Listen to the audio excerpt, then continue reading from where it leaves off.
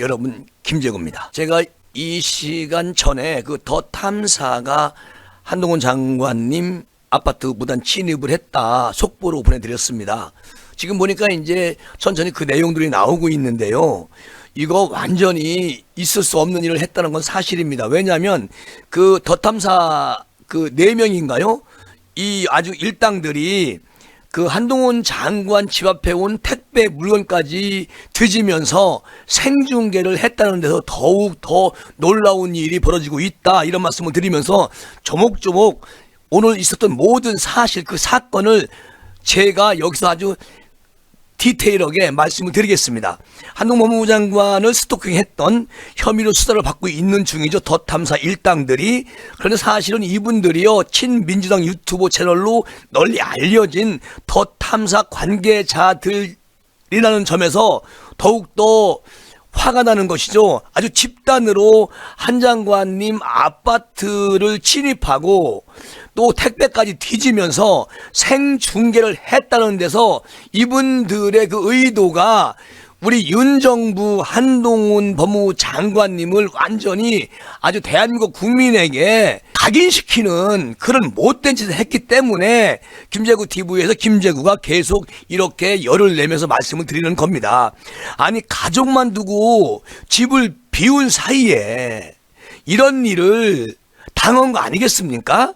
한동훈 장관님께서. 자, 공동 주거 침입과 보복 범죄 등으로 이제 직접 경찰에 한동훈 장관님께서 고소를 했다고 이 전 시간에 말씀을 드렸는데요. 중요한 거는 오늘 오후에 더 탐사 진행자 강진구 씨라고 있습니다. 이 사람하고 그 외 4명이 한동훈 장관 아파트를 찾아갔다는 거 내가 말씀을 드렸습니다. 그리고 남자 3명에다 여자 1명, 모두 4명이죠. 화면에 나와요. 제가 그 배경에다 넣지 않았지만 헤드라인에 제가 이 사진을 넣었는데, 여기서 촬영자가 따로 있다는 얘기죠. 그럼 5명이 갔다는 거 아니겠습니까? 아주 떼거지로 간 거 아니겠습니까? 자, 일당은 아파트 단지 정문을 통과하고, 그런데 여기서 그 공동형원까지 통과를 했다고 말씀을 드렸습니다. 아까 전 시간에. 그런데 한 장관 자택 문 바로 앞까지 갔다고도 말씀드렸어요. 자, 이 과정에서 한 장관이 거주하는 층과 자택 위치 등을 그대로 노출을 시킵니다. 생방송을 내보내는 거예요. 그러면 한동훈 장관님 집을 대한민국 국민이 모두 다 알게끔 만드는 겁니다. 이 아주 일당들이 더 탐사 이거요, 결론적으로 한동훈 장관님을 위험하게 노출을 집까지 전부 다 생방송하는 겁니다. 이거 될 일입니까?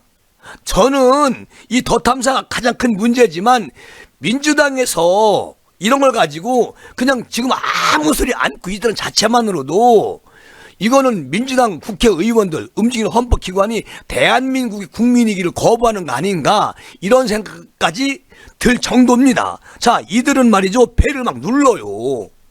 아파트 정문에 가서 한동훈 자택 배를 누릅니다. 그리고 한 장관님 계십니까? 계세요! 이렇게 소리를 지릅니다. 더 탐사에서 취재 나왔습니다. 이렇게 말까지 하면서 면담을 요구합니다. 일요일 날. 그리고 아까 그 당시에 한동훈은 집에 없었습니다. 외출 중이었어요. 가족도나 집에 있었다고 내가 말씀드렸잖아요. 그런데 이 일당들이, 더 탐사 일당들이 이렇게 문 앞에까지 한참 동안 서성거리면서 한 장관을 계속 부르다가 자기들끼리 얘기합니다. 집에 없는 것 같은데? 집에 없어. 야, 일단 빠져나가자. 이러고 나갑니다. 이게 무슨 더 탐사인지 유튜브 방송인지 모르겠지만 자기들이 기절합시고서 이렇게 행동하는 게, 이게 대한민국 지금 왜 이럽니까? 문재인 정권 5년 동안 엄청난 이런 가짜 뉴스를 생산하는 그런 것들을 많이 만들어 놨기 때문에 이런 일이 있지 않나 생각이 되고, 지금 시민단체도요, 문재인 정권에서 엄청 많이 만들어 놔가지고 나라가 난리가 아닙니다. 더군다나 여기서 민노총까지 윤 정부를 전복하려고 저렇게 시위를 하는 게 아니라 반란을 일으키는 겁니다. 너무 힘들어요, 대한민국. 자, 영상을 제가 보면, 아까도 영상을 봤을 때 말씀을 드렸는데, 아주 디테일하게 말씀을 드리자면, 한 장관 집으로 배달된 물건을 막 계속 뒤지고 살펴보고, 그리고 경찰이 출동을 했습니다. 이때는 이 사람들은 빠져나갔고, 그리고 한동훈 장관이 기가를 합니다. 현장에서 직접 경찰 만나요. 그리고 경찰에 고소한 것으로 알고 있는데, 아까도 말씀을 드렸지만 이 전 시간에도 형법 319조 1항에 다른 사람 주거 침입한 그런 경우에 3년이나 징역 또는 500만 원 이하의 벌금을 처한다고 되어 있습니다. 이들은 분명히 법적 책임을 물어야 되고 거기에 대해서 이 사람들은 책임을 져야 됩니다. 분명히 이 일은 그냥 묵고할 수가 없어요. 국민이 모두가 불안합니다. 그리고 이게 이런 행동을 2명 이상 공동으로 했을 경우에는 공동주거침입죄가 성립이 됩니다. 5년 이하의 징역형에 처해진다고 돼 있어요. 그러니 이들은 그것도 알면서도 이 짓거리를 하지 않았나 이런 생각까지 들 정도로 아주 정말 인간 이기를 거부하는, 대한민국 국민을 거부하는 덧탐사 일당들 정말 그대로 놔두면 안 된다. 다시 한번 말씀을 드립니다. 그리고요, 지금 2009년도에 대법원이 아파트의 엘리베이터, 공용 계단 복도 등 공용 부분도 그 거주자들의 사실상 주거로 보호할 필요성이 있다라고 그렇게 얘기했던 적도 있고요. 그리고 주거침입죄의 객체인 사람의 주거에 해당한다라고 말했습니다. 그러니까 그러한 주거지에 주거자의 명시적 또는 묵시적 의사에 반하여 침입하는 행위는 주거침입으로 구성한다. 판결한 바가 있습니다. 이들이 그걸 모를 리가 없어요. 그러니까 더 웃기는 게 있습니다. 여러분 들을수록 황당합니다. 덧참사 일당들의 그 행태가. 한 장관의 아파트를 빠져나온 덧탐사 측은요, 함께 차를 타고 수서 경찰서로 향합니다. 웃기는 거죠. 그리고 차 안에서 이들은 한 장관의 집에 찾아간 경우에 대해서 이야기를 합니다. 차 안에서.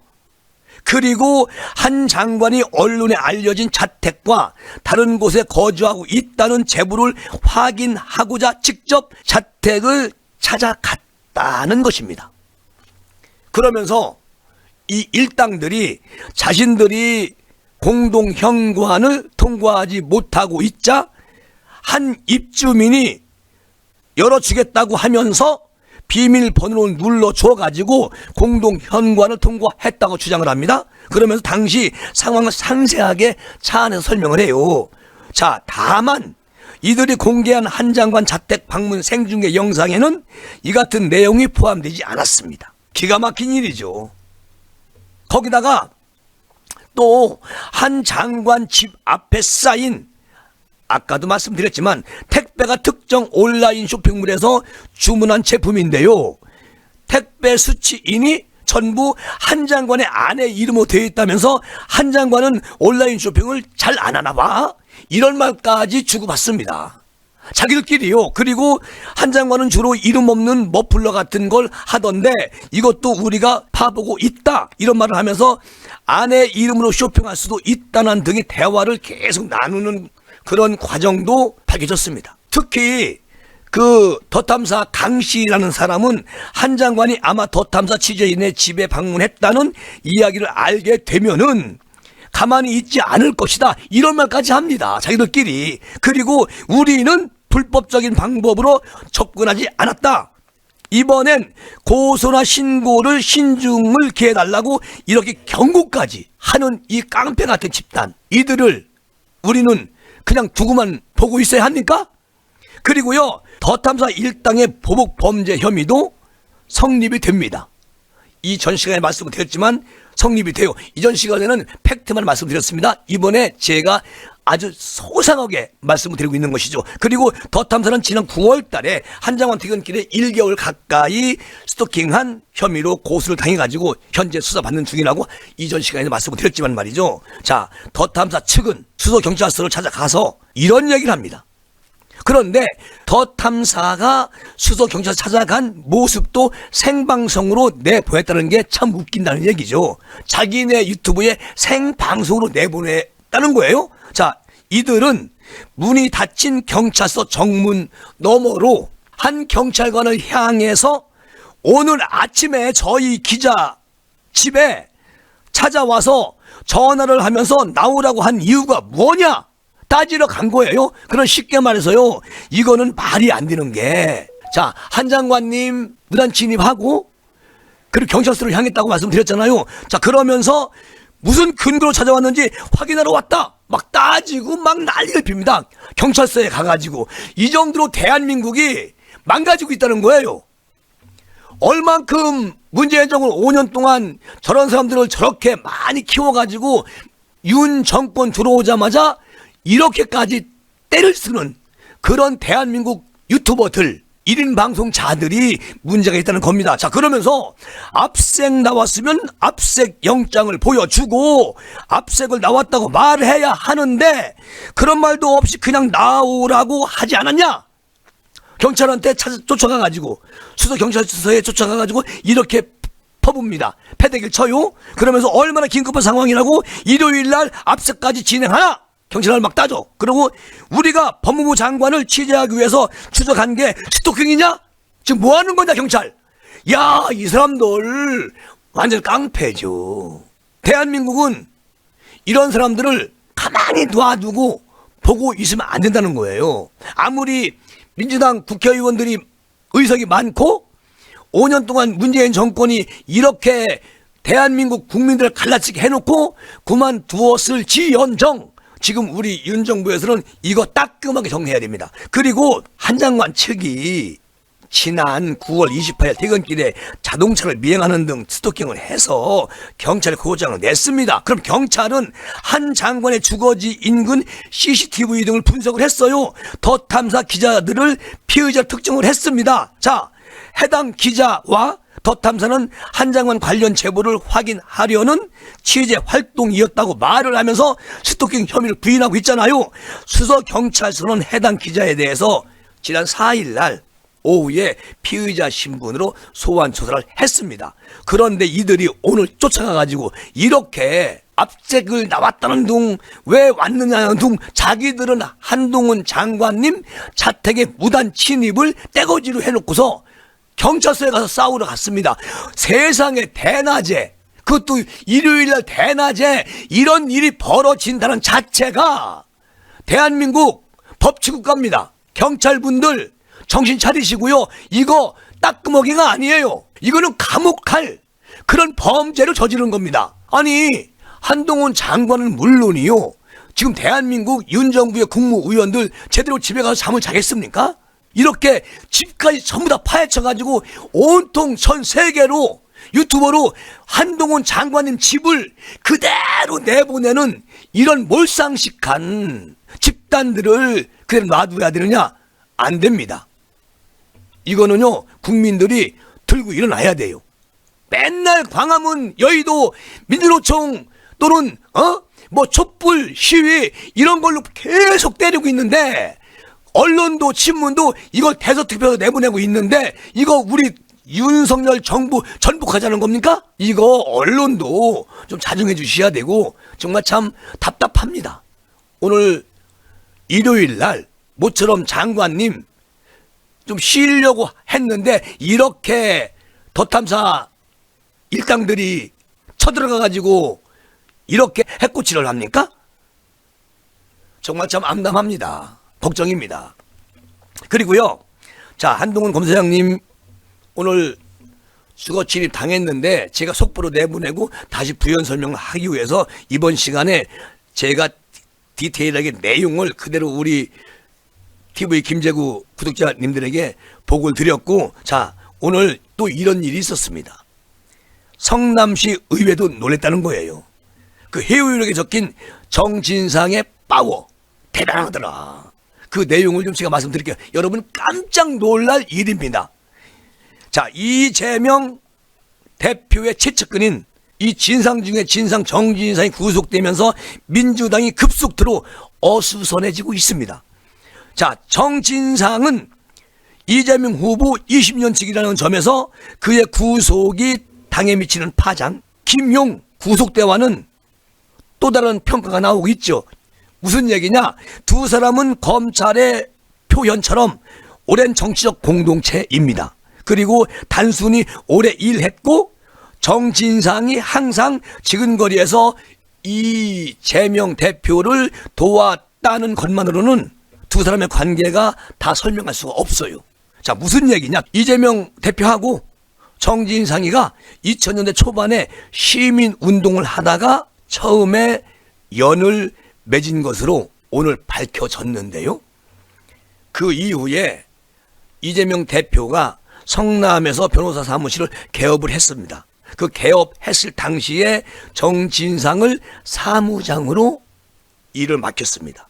그리고 이재명의 변호사 사무실 이름을 새길이라고 간판을 달았는데, 새길은 정진상이 과거 한국대학총학생회 연합회의 노래패 한반도에서 아주 활동을 할 때 발표한 앨범 한반도 3집에 수록한 노래 이름과 똑같다는 얘기, 새길.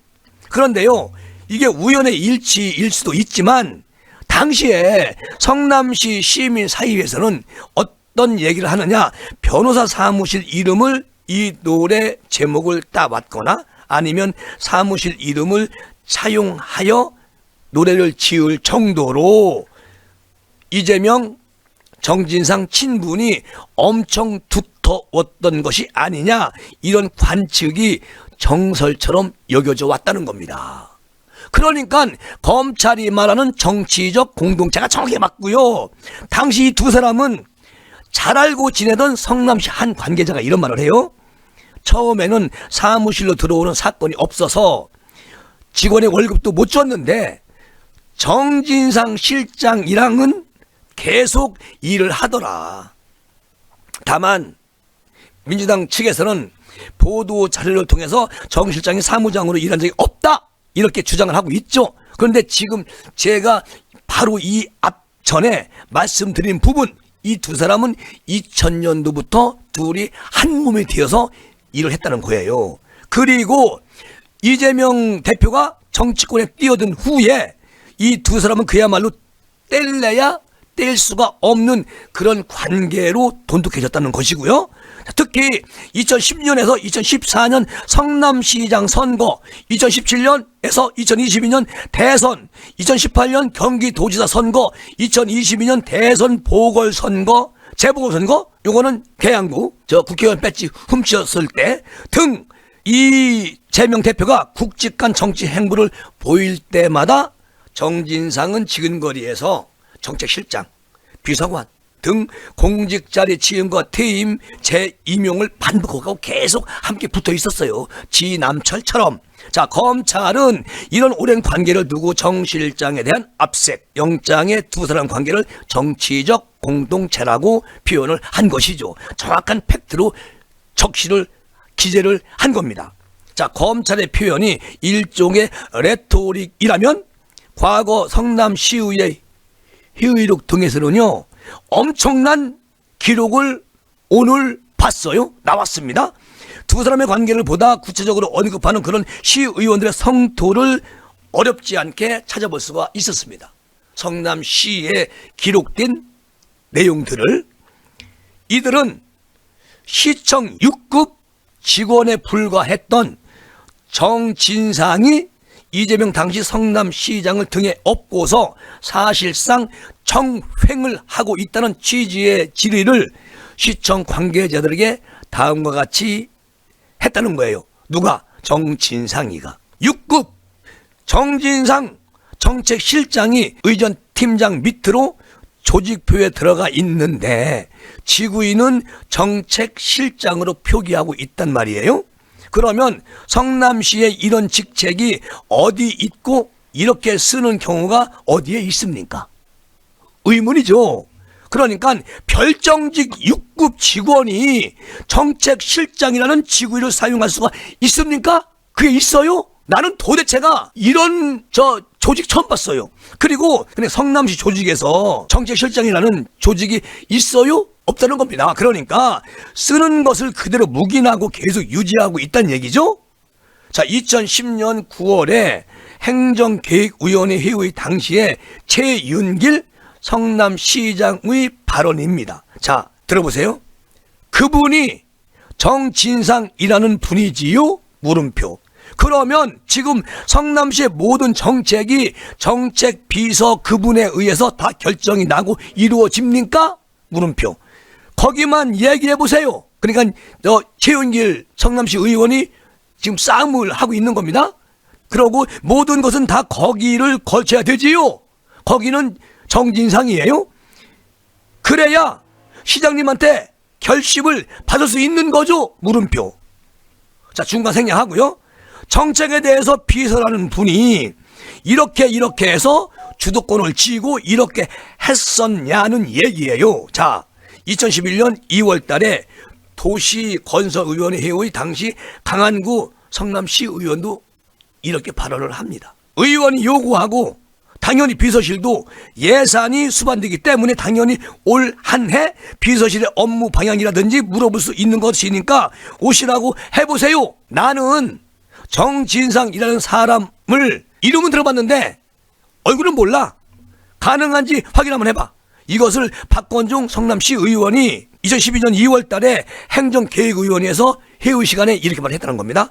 얼마만큼 성남시에서 정진상이라는 사람이 이재명을 등에 업고 막 휘둘렀는지 절실하게 보여지는 대목 아니겠습니까? 그리고 지난해 민주당 대선 경선 당시 경기도청 산하 공공기관 노조에서 작성을 해가 논란이 됐던 이재명 낙하산 인사 명단에서도 정진상은 유동규 전 성남도시개발계획본부장, 김용천 부원장과 함께 가장 상단에 우선적으로 기입이 되기도 했다는 겁니다. 어디에? 경기도 산하 공공기관 노조에서 작성해 논란이 됐다는 얘기죠. 낙하산 명단에. 자, 이재명의 여타 측근들을 비교했을 때 정 실장 역할이나 관계가 남 달랐다는 평가가 방증하는 그런 내용 아니겠습니까? 너무너무 어처구니가 없죠. 경기도민, 성남 시민들이 주머니에 탈탈 털어가지고 이렇게 느작없이 아무나 꽂아버리는 그런 조직 정책을 썼던 이재명 대표. 이제야 저분의 능력을 알 것 같다. 이런 생각이 듭니다.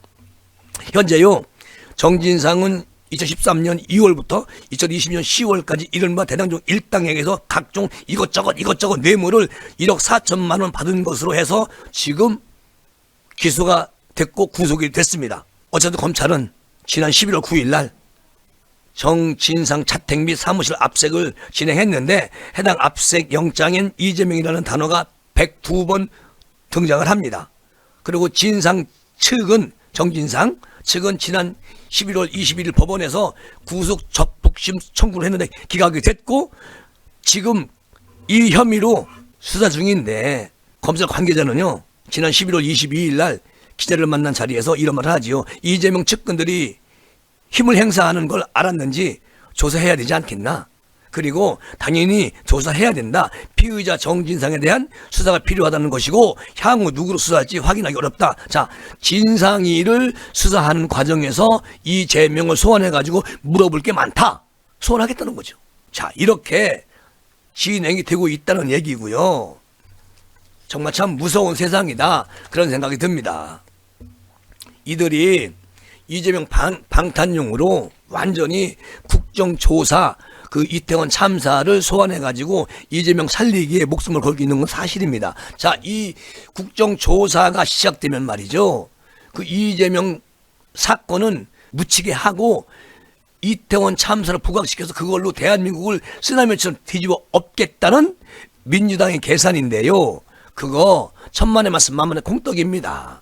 그렇게 쓰나미처럼 큰 참사 맞습니다. 그러나 이게 정부가 관여한 것도 아니고 이거는 정말 어불성설이에요. 내가 볼 때는 세상에 이태원 참사 진상규명을 위해서 국정조사가 우여곡절 끝에 첫발을 뗐습니다. 주호영 원내팀들이 여기에 오케이 사인 주는 바람에 느작없이 말도 안 되는 것이 터졌는데요. 지금 제가 우리 이태원 참사 당하신 유가족님들 너무너무 안 됐죠. 근데 이번에 말씀드리지만 저번에 엊그저께도 그 기자회견 하는 자리에 유가족분들이 나오셨습니다. 34 가정에서 유가족들이 나오셨습니다. 158분이 돌아가셨는데 그중에 한 34분 정도가 나오고 나머지 분들은 우리 이런 거 원하지 않는다. 지금 우리 아이들 잃어버린 것도 너무너무 슬픈데 또 만나서 뭘 하겠니라고 거부하는 분들이 많아요. 그런데 민변에서 계속 이것을 추진하고 이재명 덮기 위한 그런 행동이 아니냐, 저는 그렇게 생각이 되고요. 어쨌든 여야가 참사 책임을 둘러싼 증인 퇴책과 관련해서 조사 범위 등을 두고 목소리를 엄청 크게 내고 있는데, 앞으로 남은 21대 후반기 국회에서 이태원 국정조사 파행과 연기를 거듭하면서 아마도 남은 회기 모두 이슈를 빨아들이는 그런 정쟁의 블랙홀로 작용하게 할 수 있다는 우려가 나오고 있는데, 이거는요 민주당은 이미 계산된 그런 것입니다. 여기에 국민의힘 주호영 배가 얼떨결에 흡수가 돼가지고 저들의 도박에 동조하는 거 아니겠습니까? 지난 24일부터 내년 1월 7일까지 진행되는 이 이태원의 헬레원 참사 국정조사를 둘러싸고 여야가 파열음이 갈수록 엄청 커질 것이고요. 자, 여야가 합의한 다음 날 2일 날 예산안 처리 법정 시한 이후부터 현장 방문, 청문회 등을 통해서 본 조사가 시작되면 갈등은 더욱 깊어질 것으로 김재구는 내다보고 있고, 가장 쟁점이 되는 분야는 뭐냐? 대검찰청 이하 마약 수사했던 것까지 국정조사에 들어갔다는 거예요. 그러니까 합의문 발표하고 하루가 지나서 다시 특별위원회 회의부터 삐걱거리는 것도 우리가 봤잖아요. 제가 이것을 김재구 TV에 올렸는데 여러분 보시면, 김재구 TV 들어오시면 제 방 보시면 됩니다. 자, 야당인 민주당은 국정조사 합의문에서 법무부를 제의하고 통큰 양보를 한 만큼 대검을 불러 이태원 참사 당일의 검찰 마약 수사 관련 행적에 대해서 집중 질의할 예정이라고 얘기하고 있는데, 이게 꼼수라는 거예요. 자, 결국 여야가 대검 내 마약 수사 관련 부서장을 증인으로 채택을 하기로 합의를 봤습니다. 이것은요, 마약 수사 부서장은 대검 내 반부패 강력부를 겸하고 있다는 얘기예요. 그러면 국정조사가 정쟁으로 흐를 가능성이 엄청 크겠죠? 자, 민주당이 정치자금법 위반 등 정치권 비리 의혹을 수사하는 반부패 강력부장을 압박을 합니다. 앞으로. 그리고 이것을 압박을 국정조사에서 분명히 할 겁니다. 이러면 자칫 사법 리스크로 홍역을 앓고 있는 이재명 방탄용이 될 수 있다고 국민들은 생각할 것이고, 국민의힘은 그렇게 주장을 할 겁니다. 자, 실제로 지난 24일 날 진행된 국정조사 특위 첫 회의에서 여당 측이 대검 청문회 때 마약 수사에 한정해서 질문을 한다는 그런 내용의 합의사항을 발표하자 이렇게 요구를 했지만, 야당은 여기에 합의하지 않았습니다. 국정조사는 이태원 참사 조사가 아니고 검찰 때리기, 법무부 때리기, 윤정부 때리기, 그리고 이태원 참사를 소환해서 그 유가족들, 슬픈 유가족들을 이렇게 정치적 이용으로 완전히 정리해버리려고 하는 야당 속셈에 국민의힘 원내가 그냥 빠져들어간 거예요. 결론적으로 주호영 원내대표의 리더십은 바닥이 난 상태다. 난 그렇게 보고 있고요. 참사를 정쟁화하면서 정부 흔들게 나선 야당의 그 의도가 분명합니다. 그런데 여권 당 지도부가 이것을 막지 못하고 대통령실 국정상황실이나 대검 등을 조사 대상에 포함을 왜 시켰습니까? 이거는요, 무능하고 정말 참 생각이 없는 사람들의 행진입니다. 행진. 바보들의 행진이죠. 특히 저 장재훈 의원, 박성중 의원, 유만웅 의원, 이용, 김기현 의원 등 전부 다 국정조사 반대한다고 그 투표할 때 반대 확실하게 밝혔잖아요. 한치의 앞도 내다보지 못하고 이런 짓거리를 하고 있으니 정말 참 국민 주머니에 털린 그 세금이 너무 아깝다. 그런 생각이 듭니다. 야당이 그 엄청난 의석수가 통과시키면 꼼짝할 수가 없어요.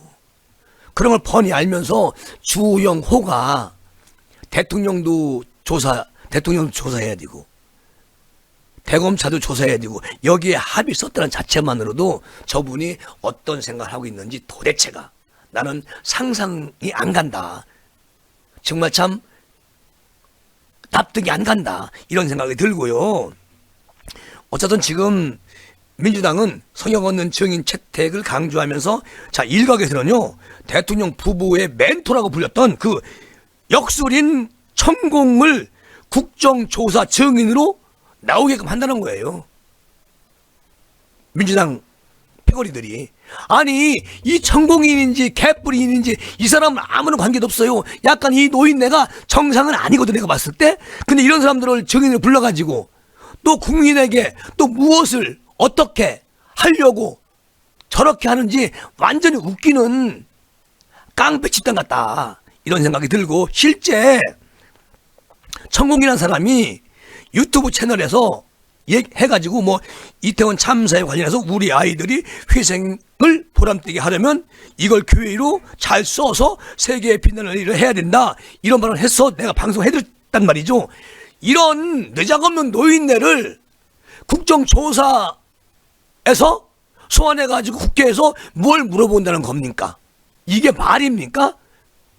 그 국정조사, 이태원 참사하고 이 말도 안 되는 천공이라는 이 정상적인 아주 지극히 비정상적인 노인네를 데려다가 뭘 하겠다는 거예요. 시간 낭비하는 것이지 트집만 찾겠다는 거죠. 이런 곳에 우리는 절대 굴하지 않고 오로지 대통령님 잘하고 계시기 때문에 우리는 앞으로 조금 더 시간이 지나가면 대한민국 국민 모두가 대통령님께 잘한다고 박수 보낼 날이 얼마 남지 않았다. 난 그렇게 희망을 해보면서 이 시간 마무리하겠습니다. 여러분 고맙습니다.